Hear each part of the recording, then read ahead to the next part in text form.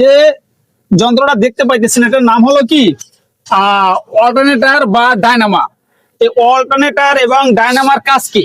Alternator বা ডায়নামার কাজ হলো এই যে দেখতেছেন যে ব্যাটারি, এই ব্যাটারিতে আপনার ইঞ্জিন স্টার্ট দেওয়ার সময় বা আপনার বিভিন্ন হর্ন, লাইট, মিটার সমূহে যে বিদ্যুৎ গুলা যায়, যে অপচয় হয়, এই অল্টারনেটরই আবার সেই বিদ্যুৎটা দিয়ে পরিপূর্ণ করে রাখে।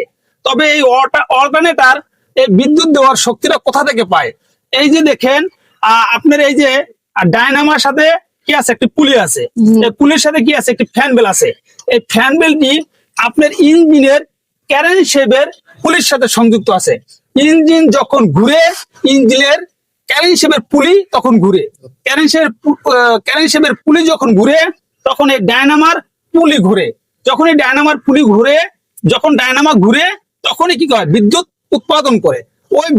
ওই বিদ্যুৎটাই আবার কোথায়, এই ব্যাটারি দিয়ে পরিপূর্ণ করে রাখে। এই দুইটা কি স্যার এই গাড়িতে? এই দেখতে একই রকম লাগতেছে, এই যন্ত্রগুলোর নাম কি স্যার? এই দুইটা একই রকমের দেখতে, তাই জিজ্ঞেস করলেন নাকি?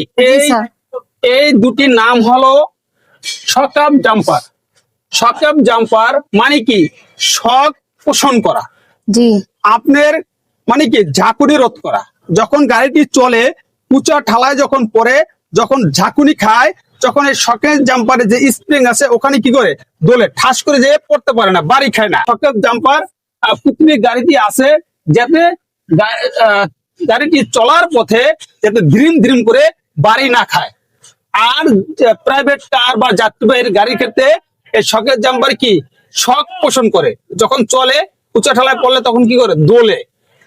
তাহলে বুঝতে পারছেন নাম কি, শক আপ জাম্পার। শক আপ জাম্পার, এই দুটোর নাম হলো শক আপ জাম্পার। জি।